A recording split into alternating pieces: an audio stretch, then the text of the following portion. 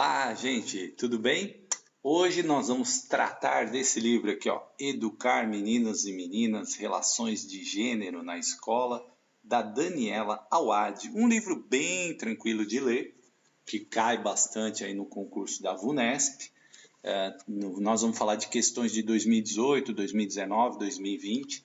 É um livro que tem aparecido até com razoável frequência nas provas, nas últimas provas da VUNESP. Eu estou falando de 2018, 2019, 2020, caiu em Caieiras, nós vamos comentar aqui e vamos fazer uma breve análise ali. Lembrando que o objetivo do canal é fazer você passar nos concursos públicos e, portanto, o foco nosso é sempre no concurso. É um livro excelente se a gente estivesse na faculdade para fazer um tema, para analisar uma série de situações, para fazer um debate riquíssimo, mas aqui a gente vai se conter, né, e falar um pouco do livro no foco do concurso, tá bom? Então, vamos lá, depois eu posso até fazer uma resenha sobre esse livro mais para debater mais. Então vamos lá. Awad, Educar Meninos e Meninas, Relações de Gênero na Escola, tá? O que a autora se propõe? A discutir a relação entre igualdade e desigualdade entre meninos e meninas, tá? Ou meninas e meninos, homens e mulheres no espaço escolar. É fundamental que você tenha em mente esse objetivo da autora, que ela vai discutir no seu livro essa desigualdade, né, a questão da igualdade e da desigualdade, com ênfase na desigualdade que é produzida nas relações entre meninos e meninas no espaço escolar. Por quê? Segundo a autora, aí ela vai colocar aqui, chamando a atenção para a função privilegiada que a escola possui no que diz respeito à aprendizagem de papéis sociais e sexuais por parte dos alunos. A autora vai mostrar ao longo do livro uma série de fatores que acontecem muitas vezes na escola, que reforçam as desigualdades entre meninos e meninas, e isso numa questão social, né, criando ali um papel social atribuído à mulher e um papel social atribuído ao homem, que é construído nessas relações. Então é importante ter em mente que a autora vai falar dessa questão, dessa geração da desigualdade no espaço escolar. Então vamos lá. Aí eu já, questão de vocês, fresquinha, essa foi a última prova antes da pandemia, VUNESP Cananéia 2020, no livro Educar Meninas e Meninos. E aqui, gente, eu tenho que agradecer a Elza Moura, que sempre manda as provas para a gente, ajuda a gente bastante, e é uma concurseira, tem passado aí também em vários concursos, aí em primeiro lugar. Obrigado, Elza, parabéns para você. Vamos lá, questão 2020, no livro Educar Meninos e Meninas, Relações de Gênero na Escola, Daniela Awad utiliza a categoria de gênero para embasar sua pesquisa, buscando compreender as relações entre meninos e meninas dentro do espaço escolar. De acordo com a perspectiva apresentada pela autora, as relações de gênero, do modo como estão organizadas em nossa sociedade, afetam os valores tradicionais da família, não cabendo à escola cumprir esse papel. B. Criam desentendimentos que outrora não existiam. C. São uma questão de cunho pessoal. D. Correspondem às diferenças naturais existentes entre meninos e meninos. E E. São uma máquina de produzir desigualdade. Bom, vamos lá, gente. Aí eu preciso falar um pouco. A autora é uma feminista, uma pesquisadora, né? Então, pelo que a gente falou no primeiro slide aqui, que eu enfatizei para você o que ela se propõe a discutir, que é o cerne da obra dela, tá? Dentre essas alternativas, vocês já descartariam, né, que elas afetam os valores tradicionais da família, não cabendo à escola cumprir esse papel. É lógico que a autora vê um papel importantíssimo e fundamental na questão de discutir essas relações de gênero, tá? Criam desentendimentos que outrora não existiam, não é verdade. Essa questão, e aí a gente vai comentar aqui no vídeo, entre as desigualdades entre homens e mulheres, elas existem há muito tempo, né? São fatores históricos aí, então também não é. É uma questão de cunho pessoal? Não, a própria pesquisa da autora vai falar do ambiente escolar, então não é uma questão de cunho pessoal. Corresponde às diferenças naturais, ela acredita nessas diferenças naturais? Não, porque essas diferenças são construídas socialmente, atribuindo um papel ao homem e atribuindo papéis sociais ao homem e papéis sociais às mulheres, né? Aos homens e às mulheres. E são uma máquina de produzir desigualdades. Aí ficou fácil, né? Qual é a alternativa? Lembra que eu enfatizei da questão da desigualdade? Alternativa E, de exato. Então, gabarito, letra E, tranquilo essa, né?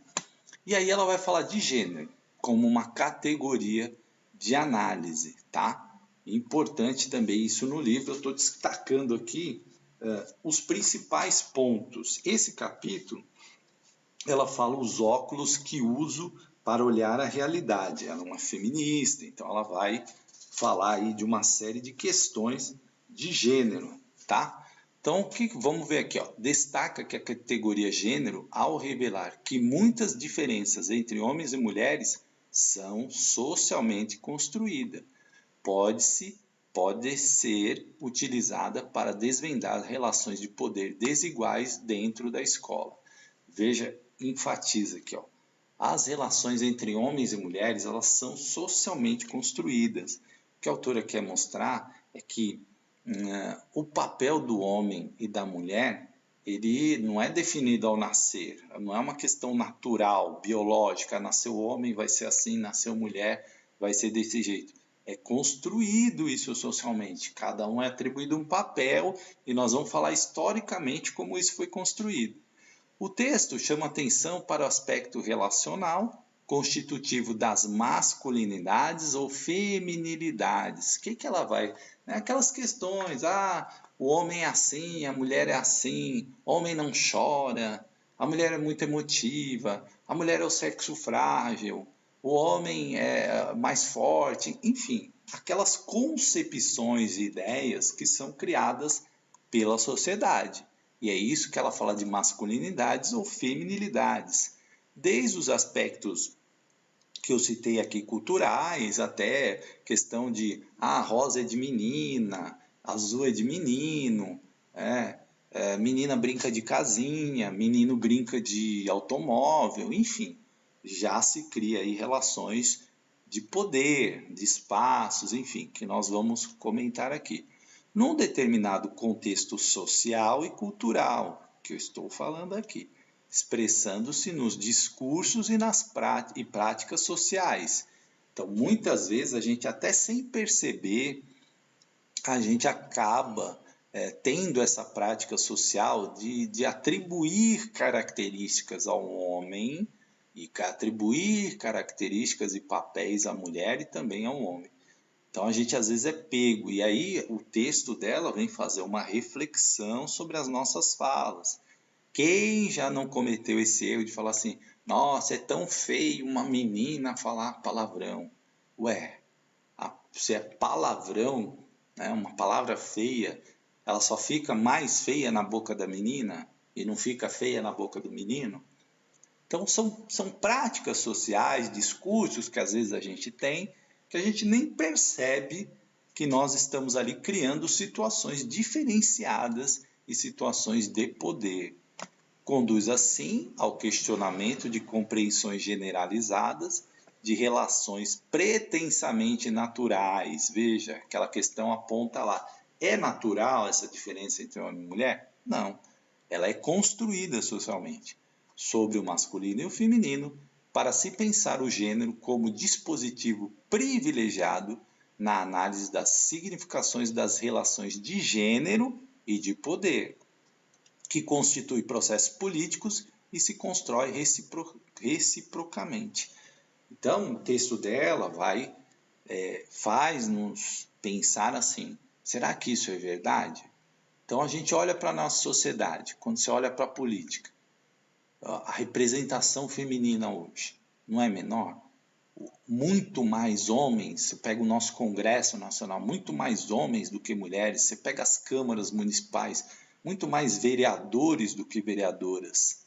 Então, há toda uma constituição de poder, cargos, diferenças, pesquisas que revelam diferenças salariais. É claro que, se a gente pensar em Brasil, nós temos avanços, né, em relação à luta da mulher pela igualdade dos direitos, enfim, mas tem muitos problemas. A violência doméstica, o homem que agride a mulher, o homem que abusa da mulher. Nós temos ainda muitos problemas.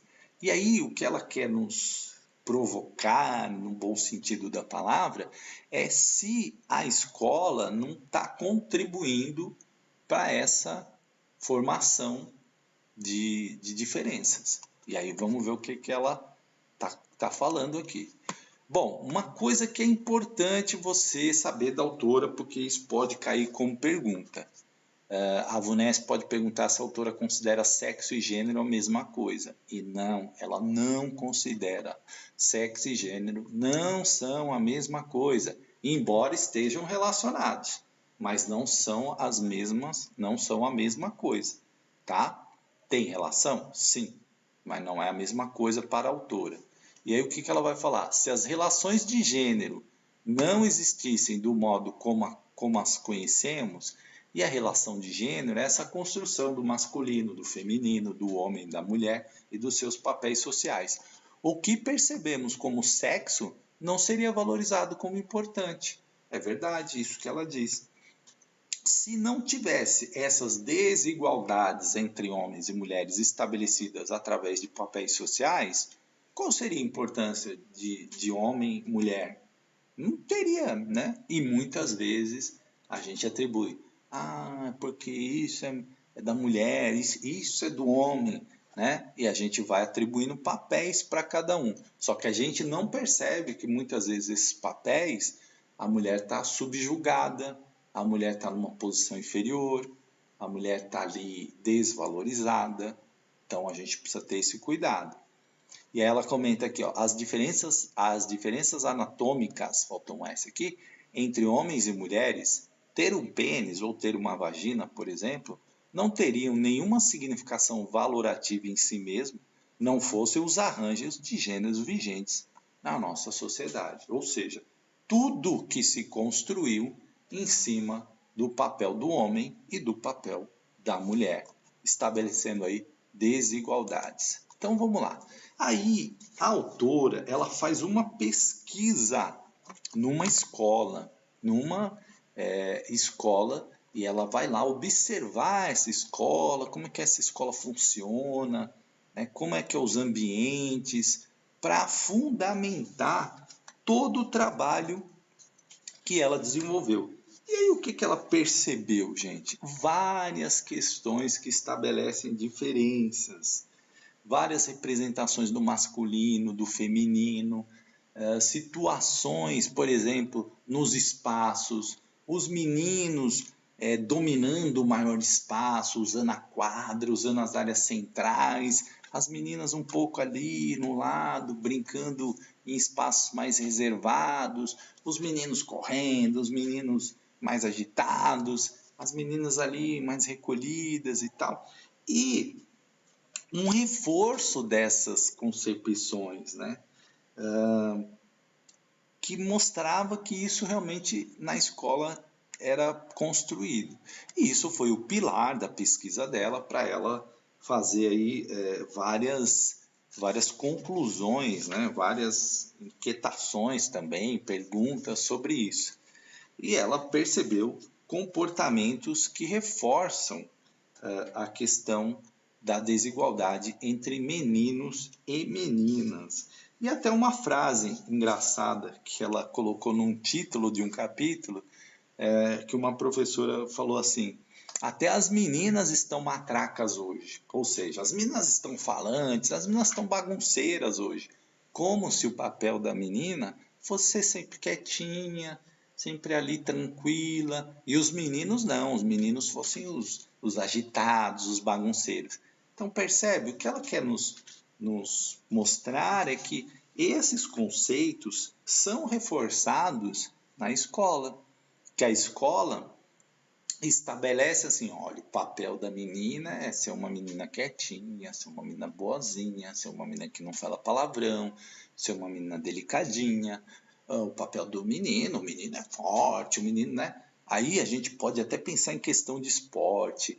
O menino joga futebol, a menina a menina tem que jogar mais vôlei, outras coisas, né? Então, são coisas que a gente tem que perceber. E aí ela fala das brincadeiras, como se estabelece brincadeiras de meninos e brincadeiras de meninas, e que algumas brincadeiras fazem a interação entre meninos e meninas. Aí ela cita o exemplo de pular corda. Pular corda, tanto menino ou menina pula tranquilo, brincam juntos. Agora, algumas outras atividades são exclusivas de meninos e outras atividades são exclusivas de meninas. Então, a gente está criando espaços diferenciados ali. O elástico, a brincadeira do elástico. Essa é uma brincadeira considerada aí, né, colocada como de menina. E o futebol colocado como de menino. Então, ela vai provocar essa reflexão através dessa observação. E aí ela cita aqui uma pesquisa de uma italiana, Elena Bellotti, onde ela coloca várias características de meninos e várias características de meninas. Então, meninos dinâmicos, barulhentos, agressivos, indisciplinados, desobedientes, negligentes, não são aplicados, escrevem devagar, são desarrumados, sujos. Aí as meninas, apáticas, tranquilas, dóceis e servis, disciplinadas e obedientes, metódicas e cuidadosas, são perseverantes, arrumadas, conservam-se limpinhas e asseadas. Veja, toda uma figura do menino e toda uma figura da menina, que ela até critica um pouco, né, essa caricatura na pesquisa, mas enfim, ela vai citar aqui. Aí depois ela vai citar das brincadeiras, né, as brincadeiras no pátio, a separação entre meninos e meninas, e aí ela demonstra, né, uma análise do cotidiano escolar pode revelar a existência de diferenças, polaridades e assimetrias de gênero presentes em atividades que definem para crianças o que é masculino, o que é feminino, gerando assim o aprendizado da separação. O que ela vai criticar? Por que ela critica isso? Porque na sociedade vivemos juntos, homens e mulheres. E por que separação? Ela vai falar até da fila. Por que tem que ter fila de menino e fila de menina? Por que a fila não pode? Aí ela vai dar um exemplo. Por que a fila não pode ser, por exemplo, se precisar de usar fila? Porque ela também vai questionar isso. Por exemplo, por ordem alfabética. Então, da letra A a M é uma fila, da letra N até o Z é outra fila. Por que a gente não faz isso e por que a gente separa meninos e meninas em filas de meninos e filas de meninas? Fica a pergunta. Então, ela vai fazer essas reflexões, falando de atividades exclusivas das meninas, atividades exclusivas do menino, atividades mistas, né, que tem com meninos e meninas, mas algumas mistas que reforçam a desigualdade. Então ela também vai comentar isso, falando das brincadeiras, falando de todas essas análises. E aí, para falar um pouco da história, né? Porque, gente, aí ela vai falar da escola mista. O que é a escola mista? É a escola de menino e de menina, como a gente vê hoje no Brasil normalmente, mas isso nem sempre foi assim. Então ela vai falar assim, analisando a história da implantação da escola mista no Brasil, Daniela Wade verifica que os conteúdos do ensino, normas, uso do espaço físico, técnicas e modos permitidos de pensar, sentir e agir se constituíram como mecanismos que perpetuam a separação e hierarquização entre homens e mulheres. E aí, gente, a gente precisa voltar um pouquinho aqui na história. nem sempre existiram escolas mistas, que tem meninos e meninas. As escolas, inclusive, eram separadas, né? No Brasil, houve escolas, né, no tempo do Império, a mulher era preparada para ser dona de casa, então ela aprendia tricô, crochê, eram aulas de culinária, nada. Então tinha os conteúdos que eram para os homens e os conteúdos para as mulheres. Isso demorou para romper. Inclusive, ela fala uma coisa muito interessante, que na Europa, os primeiros países que passaram a adotar a questão da escola mista foram os países protestantes, Finlândia, Noruega, de maioria protestante, né? Finlândia, Noruega, Suécia. E os países de orientação católica demoraram muito, muito, muito. Ela vai citar, por exemplo, França, Itália, Espanha, Portugal. Inclusive na Espanha, com o problema do Franco, que foi um ditador, que acabou com a escola mista, e, enfim, teve vários retrocessos aí na questão, até com o fim da democracia também.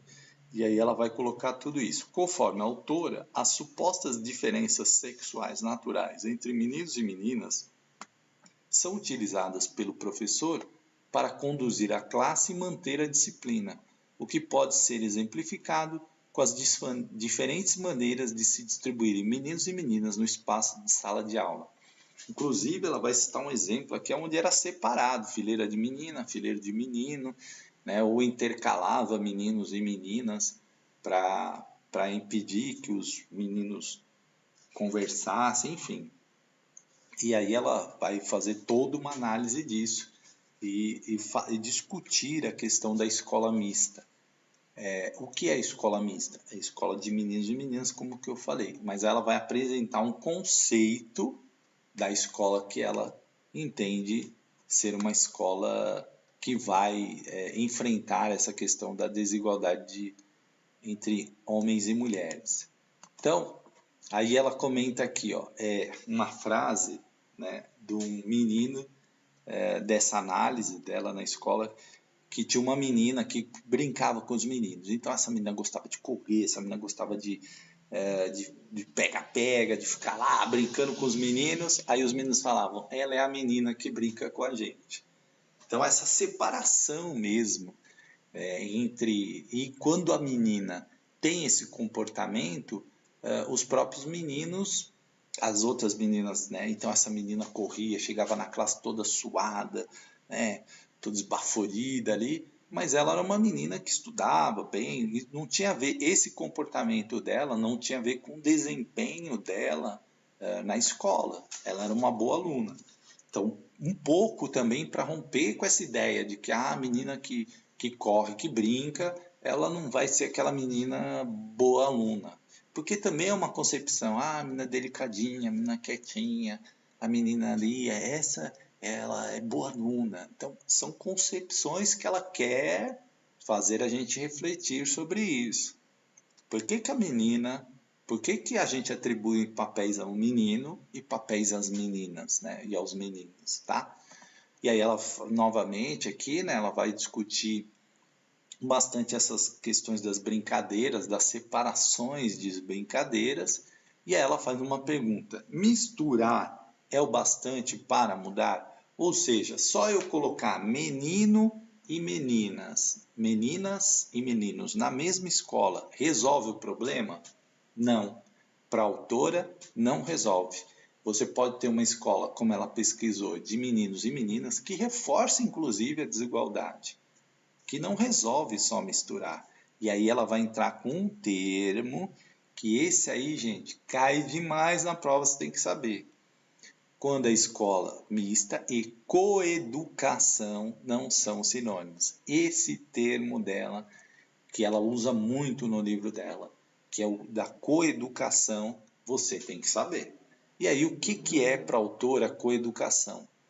É um modo de gerenciar as relações de gênero na escola, de maneira a questionar e reconstruir as ideias sobre o feminino e o masculino.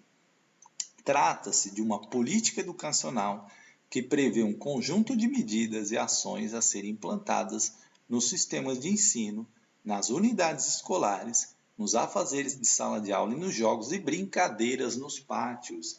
O que a autora quer dizer com coeducação? A coeducação, ela enfrenta essa questão de gênero, ela enfrenta essa desigualdade. E aí a autora é muito clara ao dizer isso. Não é que a escola vai resolver esse problema. A escola, isso é um problema gigantesco, mas a escola pode dar a sua contribuição para enfrentar esse problema. Não é a escola sozinha que vai resolver o problema, mas ela vai contribuir para enfrentar o problema. E se ela praticar essa coeducação, aí sim, nós vamos ter ali esse gerenciamento das relações, esse refletir sobre o papel do masculino, do feminino. Espera aí, essa atividade que eu estou dando aqui, ela reforça essa questão da desigualdade ou ela ensina que as pessoas, mesmo sendo homens, mulheres, elas são iguais, portadoras de direito, elas podem almejar sonhos. Por que a menina tem que se adular? E por que o homem tem que ser aquele que trabalha fora, que dá o sustento? Enfim, essas concepções que estão na cabeça das pessoas, das mães, dos pais, dos professores, de todo mundo. Claro que a gente faz reflexões sobre isso. Eu mesmo, quando eu li o texto dela, me incomoda algumas coisas na minha escola, mas é isso que a gente fala na nossa análise lá do Edgar Morin. Nós somos seres, e também um outro vídeo que eu vou gravar agora da Isabel Alarcão, nós somos seres reflexivos. Nós temos que olhar para nós, para a nossa prática. Nossa, eu fiz isso. Será que ali eu não reforcei essa desigualdade? Eu, lendo o livro, me inquieta algumas coisas, me provoca algumas coisas. E isso é importante. Agora, falando aqui do nosso assunto principal, que é a prova da VUNESP. Coeducação, já caiu várias questões, eu vou mostrar para vocês. Então, vocês têm que saber isso aqui. E é o que eu falo. Se você conseguir saber o que a autora pensa, você já não vai colocar algumas alternativas, como a gente viu na primeira questão. E agora que você já ouviu falar mais da autora, você já sabe ali o que ela pensa, você jamais colocaria alguma daquelas alternativas que eu mostrei, tá? Então, o objetivo é esse. Então, ela faz uma espécie de resuminho aqui desse capítulo. Ela diz assim, ó, a distinção entre os termos escola mista e coeducação é pela primeira vez proposta por mim, essa fala da autora, neste livro, com a finalidade de fortalecer o debate sobre educação e relações de gênero, que nós estamos falando aqui. Não há coeducação sem escola mista. Esse é um termo importante para você lembrar. Olha, não há coeducação sem escola mista. Por que ela está falando isso? Porque tem gente que defende a separação. Escola de menino, escola de menina. E diz que dá para fazer uma educação democrática. Gente, o que a autora vai refletir? Ela fala assim, na sociedade, homens e mulheres vivem juntos ou separados? Vivem juntos. A gente vai na escola, tem menino, tem menina, tem professor, tem professora, tem diretor, tem diretora, tem orientador, tem orientadora. A gente convive em ambientes onde tem mulheres e homens. Uma senadora, se ela for uma mulher sai candidata ao Senado, é eleita, ela vai ser senadora, ela só vai ter mulheres ali? Só o Senado? Não, o Senado vai ter homens e mulheres. Hoje tem muito mais homens do que mulheres. Então, por que a gente vai separar? Agora, a coeducação, para ela acontecer, precisa ser uma escola mista, certo? Porque ali vai se aprender, né, e refletir sobre as questões de gênero. Aí precisa dos meninos e das meninas. Aí ela fala assim, mas pode haver escola mista sem que haja coeducação. É o exemplo que ela pesquisou. Na verdade, você tem uma escola lá que ela reforça as desigualdades, embora ela seja de meninos e meninas. Então, essa frase aqui vocês precisam guardar. Não há coeducação sem escola mista, não há. Mas pode haver escola mista sem que haja coeducação. O Unesp adora pegar essas coisas assim, que são, parecem ser contraditórias, mas não são, mas para o aluno que não leu o livro, né, para o candidato, desculpa, que não leu o livro, pode soar estranho, mas, né, como a gente está analisando aqui, vocês veem que faz todo sentido isso. A coeducação só existirá se fundada em um conjunto de ações adequadas e sistematicamente voltadas para a sua existência e manutenção. Ou seja, o que ela defende? Você tem que aplicar uma série de medidas ali, e isso tem que ter né, tem que ser ali vigilante nisso. E aí manter isso, né, para criar vamos dizer assim, essa cultura de coeducação, que hoje, infelizmente, a gente ainda não tem. Não haverá transformação para efetivamente democratizar a rede de escolas mistas sem vivência de coeducação. Por quê, gente? A nossa lei fala de democracia. A nossa legislação inteira fala de democracia. Quem vai fazer Sorocaba, o marco referencial de Sorocaba fala de gestão democrática. E aí ela faz uma relação muito legal sobre isso, porque ela fala assim, ó, não há educação para a democracia sem coeducação. Ela vai falar isso. Não há. Por quê? Se eu ensino desigualdades entre homens e mulheres, eu estou democratizando a sociedade? Plenamente não, porque eu estabeleci ali diferenças entre homens e mulheres. E aí eu estou ferindo a democracia. E aí a gente precisa reforçar essa questão da coeducação para que a gente possa, de fato, ter uma escola democrática, tá? Democrática. Então, precisa ter essa coeducação, essa vivência. É como a gente falar assim, escola democrática e ensinar escola democrática e escola para a democracia.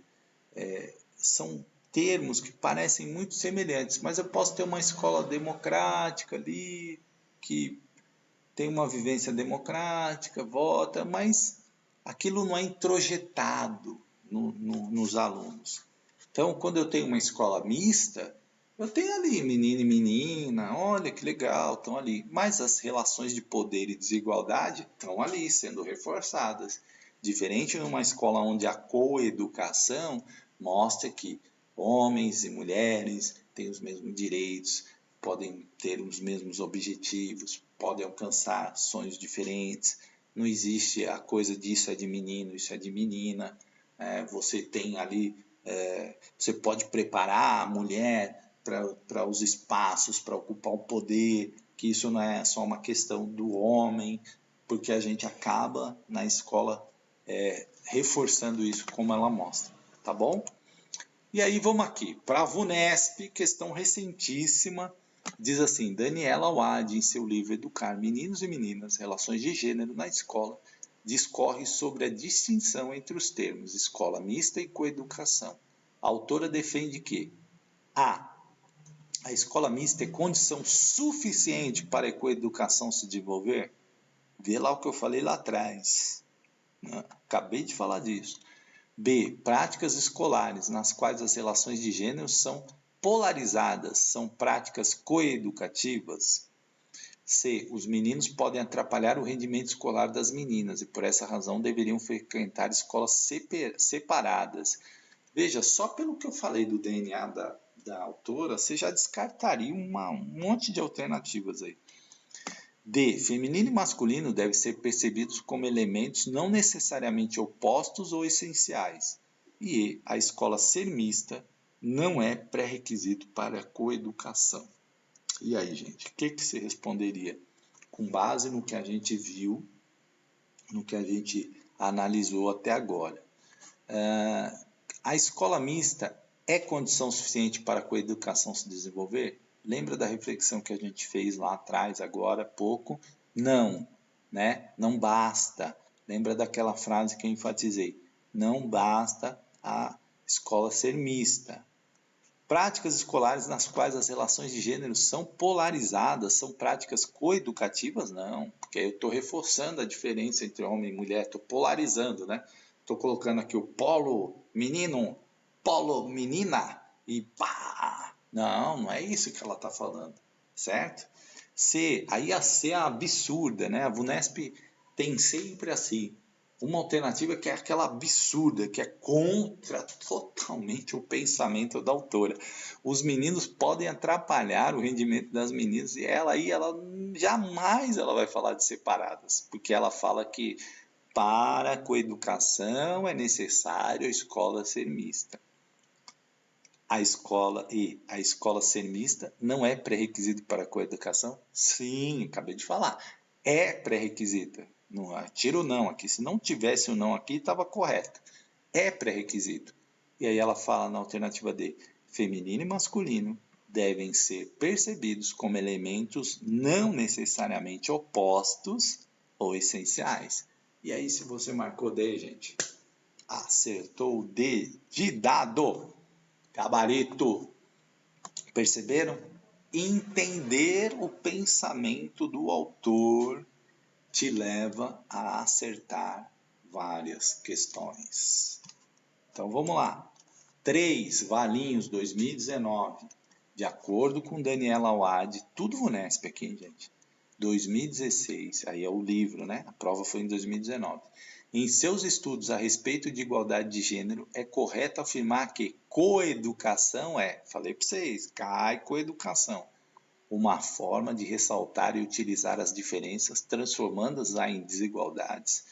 B. Um trabalho de conformação com ideias pré-concebidas que inicia na família e ecoa na escola. C. A forma de organizar o trabalho escolar juntando os meninos e as meninas na mesma classe. D. A maneira de organizar as turmas escolares como forma de facilitar o trabalho do professor. E E. O modo de gerenciar, questionar e reconstruir as ideias sobre o feminino e o masculino na escola. O que é coeducação para a autora? Essa é a pergunta. Então vamos lá, gente. Aquilo que a gente falou, discutiu, analisou sobre a autora. A coeducação é uma forma de ressaltar e utilizar as diferenças, transformando-as em desigualdades? Não, né? É o contrário. É o oposto disso. Certo? Então, coeducação não é isso. Um trabalho de conformação com ideias preconcebidas, é isso que a autora fala. A autora é uma feminista que está propondo ali mexer na escola, trabalhar essa questão de gênero, lutar contra a desigualdade, ela vai propor conformação com ideias preconcebidas? Jamais. A forma de organizar o trabalho escolar, juntando os meninos, é isso? A coeducação é isso? Juntar menino e menina? Não, a gente viu que não. A maneira de organizar as turmas escolares com forma de facilitar o trabalho do professor? Negativo. A autora está falando o quê? De coeducação, transformação, lutar contra a desigualdade, que a escola cumpre um papel importante ali de trabalhar as questões de gêneros, de lutar contra essa desigualdade. E aí o modo de gerenciar, questionar e reconstruir as ideias sobre o feminino e masculino na escola. Letra E de escola. Então, quem colocou o gabarito E? Tá vendo, gente? Ó, só entender o pensamento da autora, a gente já elimina as outras questões aqui. E aí, claro, você tem que entender o conceito de coeducação que eu falei que é fundamental na obra da autora. Gabarito E. VUNESP Guararapes. VUNESP Guararapes. Também recente, acho que foi 2018 essa prova. A professora Joana, questão clássica da VUNESP, né? Começa a história, vai falar, tal. Sempre eu falo, a pergunta está lá no final, mas você tem que ler a história aqui toda. A professora Joana, ao conversar com uma especialista em currículo, indagou desta qual sua posição em relação à valorização das diferenças individuais, particularmente as de gênero. A especialista respondeu-lhe, citando o texto de Daniela Awad, Educar Meninos e Meninas, Relações de Gênero na Escola, disse que, tal qual essa autora, diferencia escola mista de coeducação, pois julga que a mistura de meninos e meninas no ambiente escolar não é suficiente para o fim das desigualdades. Para que isso ocorra, conforme a posição de Awad, é necessário que, além de garantir a coexistência entre os sexos masculino e feminino, também sejam combatidas, veja, também sejam combatidas a separação de gêneros e a oposição dos gêneros masculino e feminino, e as atividades que incentivam a participação do gênero feminino, C, as atividades esportivas que integrem os meninos e as meninas, D, as ideologias que defendem a igualdade entre meninos e meninas, e E, a inclusão de atividades curriculares voltadas à igualdade de gêneros. Qual que deve ser combatida, gente? Segundo a autora, a separação de gêneros e a oposição dos gêneros masculino e feminino. Lembra? Ela não vê sentido, né? Não é que não vê sentido, ela entende, né? A autora defende, melhor dizendo, que isso é que essa oposição entre menino, menina, papéis sociais estabelecidos é que cria desigualdade. Então tem que ser combatida isso. Tem que ser combatida essa oposição. As atividades esportivas que integrem meninos e meninas, ótimo, é isso mesmo. Atividades que incentivem a participação do gênero feminino, sim. Ideologias que defendem a igualdade entre meninos e meninos, claro que não. Você vai combater a ideologia ela quer combater a desigualdade, né? Não a igualdade. Tá? Inclusão de atividades voltadas à igualdade de gênero, sim, tá. Então, 4, gabarito A, de amor. E aí, para a gente ir para o nosso final da análise, confrontando suas próprias pesquisas no Brasil, com estudos que descrevem a realidade escolares em outros países da América Latina e da Europa, demonstra que os meninos, diferentemente das meninas, tendem a ocupar grandes espaços, aquilo que eu falei, né? Na escola ela observou isso, os meninos na quadra, no centro do pátio, ali dominando aquele espaço, e se envolvem mais do que elas em atividades dinâmicas que requerem uma expressão corporal mais ampla. Assim, as relações de gênero influenciam o modo como meninos e meninas se expressam corporalmente e aproveitam diferentemente as possibilidades de movimentos, jogos e brincadeiras. E aí ela vai usar um termo francês que eu acho que vale a pena ficar atento, que pode cair na prova, pode, né? E eu não sei falar esse termo francês, é mixité, né? Não sei lá como fala em francês.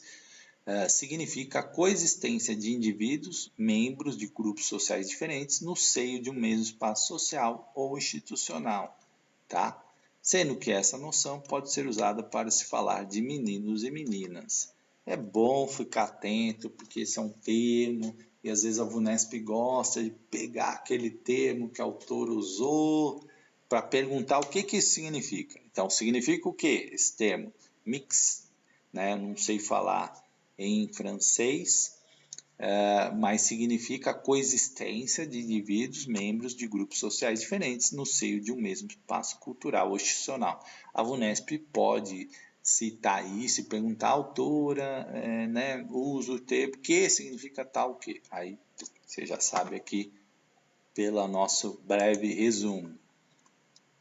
E aí, para a gente ir para o encerramento, assim, o tradicional sistema educacional brasileiro coloca o desafio de se combater a promoção das desigualdades de gênero, uma vez que tal desigualdades não são condizentes com uma sociedade democrática. Gente, a gente tem que ter muito cuidado aqui, porque a nossa legislação é democrática. E essa desigualdade entre meninos e meninas, que mais tarde vai ser entre homens e mulheres, ela não favorece a democracia de forma nenhuma, né? Porque ela gera desigualdade, certo? Desigualdades que acabam se expressando aí nos salários menores para algumas mulheres, em alguns preconceitos que ainda existem, na violência, na subjugação do homem pela mulher. Então, a gente precisa ter muito cuidado com isso. E aí, gente, a gente precisa ter um cuidado demais, porque tem gente que gosta de brigar com a prova. E, gente, a gente tem que responder de acordo com o pensamento da autora. Não é de acordo com o que você acha certo, de acordo com o que você pensa, de acordo com o que a sua religião defende, de acordo com o que o político que você ama defende. Não. Você tem que responder o que a autora pensa. É isso. Não briga com a prova. Responde o que a autora pensa. Esse vídeo eu estou fazendo para você entender o que a autora pensa. Se a gente tivesse numa aula, numa faculdade, por exemplo, aí sim, a gente debateria pontos de vista, debateria como isso pode ser implantado na prática, enfim, faríamos uma bela discussão. Mas aqui a gente tem que sintetizar com relação ao pensamento da autora, tá?